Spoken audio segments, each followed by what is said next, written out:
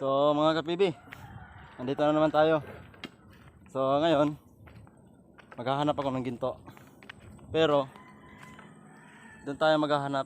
Kung nakita nyo yung mga kibi, yung bukid, ayaw makita. Ayan,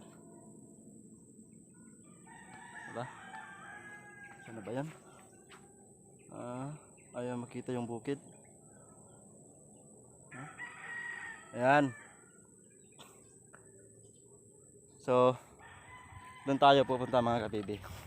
So medyo malayo yun mga kapibi, kaya nagdala na ako ng ayan baon. Ayun bukid oh.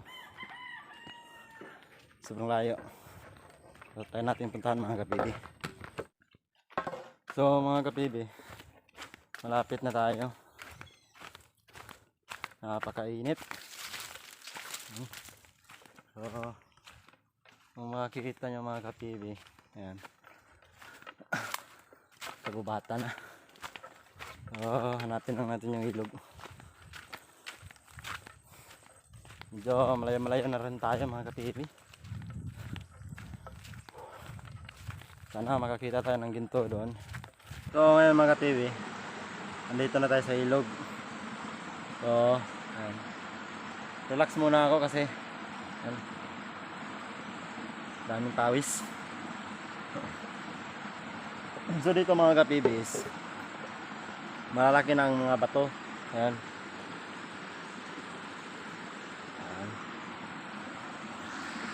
Ayan, malalaki na yung mga bato dito mga kapibi.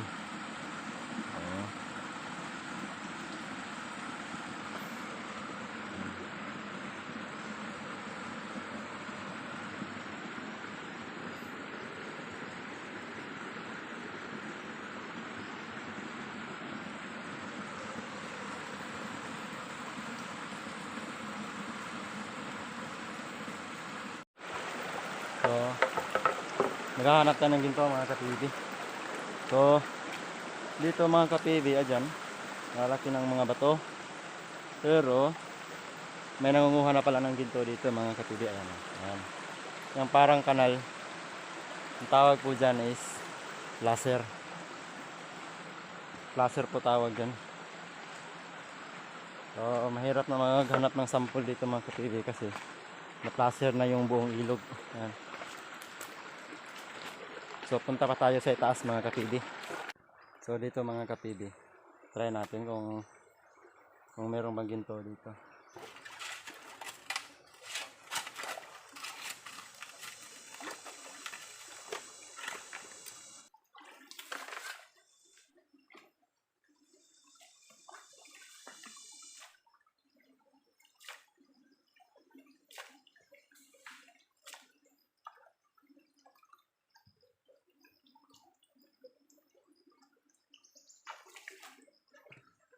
Hirap maghanap ng ginto dito mga kapibi kasi malalaki yung bato.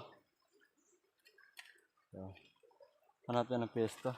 Meron naman mga kapibi pero maliliit.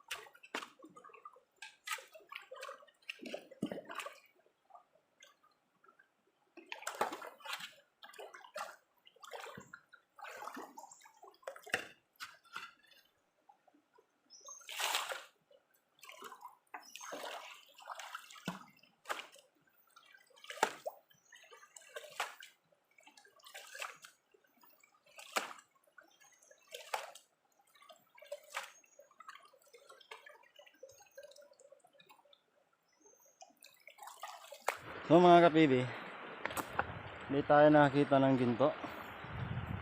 Kasi, ang hirap kasi mga kapibi. Kasi yung ito, yung pala natin, ito. So, hindi siya uubra sa laki ng mga bato. Ayan. Napakalaki yung mga bato mga kapibi. O, ayan. Ang hirap talaga kuha ng buhangin. Lalo na pag ganito kalaki yung bato. Ayan. Napakalaki. So, habang papalapit tayo dun sa sa bundok, mga kapibi, pataas tayo ng pataas, palaki ng palaki yung mga bato. So, di talaga tayo makakuha ng ginto. Ang hirap. So, dito mga kapibi, ayan, dyan. So, mayroong mga ginto yung mga lupa dyan. Pero ang problema, wala tayong lagayan ng lupa. Diyan naman banda, kailangan mo maghukay na sa ilalim ng lupa. Kasi doon sa ilalim ng lupa, merong mga buhangin at doon ka makita ng ginto. So, pag maghuhukay din tayo dyan, baka abutin tayo ng gabi. Ang hirap, lalo na ako lang mag-isa. So, dito naman banda doon sa unahan mga kapibi, bundok na yan. Doon. Ang mga lupa naman doon is may mga ginto. So, paano ko mapapatunayan na may mga ginto? Noon kasi mga kapibi, nung bata pa ako, dito nangunguha yung papa ko ng ginto. Doon kami. So, ito mga kapibi, pakita ko sa inyo. So, ito mga kapibi, yung kanal na maliit. So, ang tawag dito is daluyan ng tubig. Pinaplaster yan. O, ayan. Luma na po yan mga kapibi. Patagal na po yan. Ayan, o. Ayan, sinadya talaga yan para daanan ng mga tubig. Ayan. So, patungo doon sa kagubatan. Hindi tayo makadaan. So, ayan. Oh. So, kung mapapansin nyo, yung mga bato, ayan. Oh. So, tinapon na yan dyan. Yung mga bato. So, pinagkunan na siya ng ginto noon. Ayan. Oh. Dun pa sa unahan. So nakapile na yung mga bato mga kapibi. Nakapile na siya. So malalaki pa rin. So pag nangunguha dito ng ginto mga kapibi,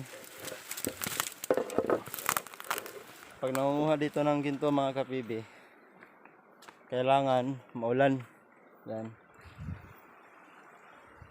Kasi pag walang ulan, so di ka makakuha ng ginto kasi malayo din yung ilog.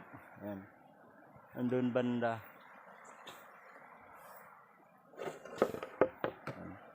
So yan, wala naman yang ginto kasi puro yan maliliit na buhangin. Yan. So kanina nagsample din ako dito. So napakalaki yung mga bato. Di iubra yung pala natin mga kapibi. Ayan, di ako nakita ng ginto. So ayan mga kapibi, kung makikita, lumang-luma na yung mga bato na parang, ayan, sinadya talaga yan. Kasi, sinadya yan mga kapibi para di ma-bar down. Ayan. Siguro, mga 90s pa yan ginawa. Ayan. So, hirap talaga maghanap ng ginto dito mga kapibi. Ayan. So, kung titingnan mo mga kapibi, ayan. Maliit lang yung bato pero malalaki po yan.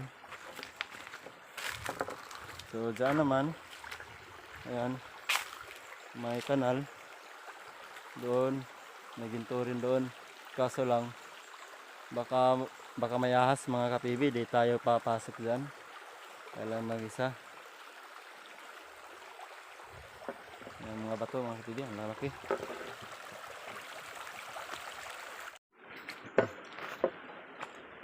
Ayan mga kapibi, sobrang lalaki ng mga bato. Di obra yung pala natin.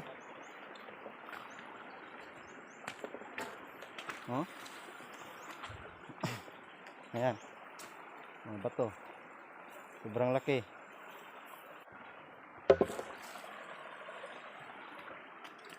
Ayan. Kung titignan mo yung mga bato niyo, yung mga bato mga kapibi, ayan. Sinadya talaga yan, noon pa yan. Ayan, noong unang panahon may nangunguha ng ginto.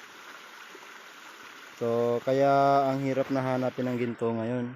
Kasi pinagkunan na yan dati ng ginto. Ano, tinubuan na ng kawayan. Ayan. So dito mga kapibi, may butas. Ayan, ginto yan. Nangunguha ng ginto. Bago pa to. Siguro mga ilang buwan pa to. So ganyan kailangan maghukay. Ganyan mga kapibi, kailangan mo maghukay ng malalim para makakuha ng ginto. Ayan. Di basta-basta. Pero meron ng file. Ayan. Ang hirap talaga.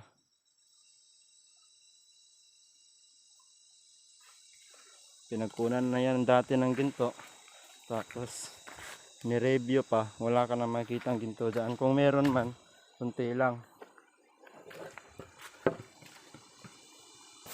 So mga kapibi, di tayo nakakuha ng ginto kasi nga ang lalaki ng mga bato dito sa bukid. So kung nakikita yung at yung bangin, puro na bato. So di na katulad dun sa dating video natin na yung mga bangin is may mga buhangin pa. So dito ayan, kung makikita nyo yung mga bato is parang nakapile na. Ayan. So kanina may nakasalubong akong bata. So konti na lang talaga yung ginto dito. So ang iba daw nangunguha ng ginto doon na. Ayan, dyan nangunguha ng ginto doon sa lupa na talaga. Pero di tayo pwede pumunta doon mga kapibi kasi baka mayari tayo ng mayari ng lupa. So dito lang talaga tayo sa ilog. So mga kapibi, tingnan lang natin yung yung mga pinagkunan ng mga ginto ng mga tao. So try natin videohan kung para makita nyo kung ano talaga ang proseso ng pagkuha ng ginto dito sa bukid. So tara.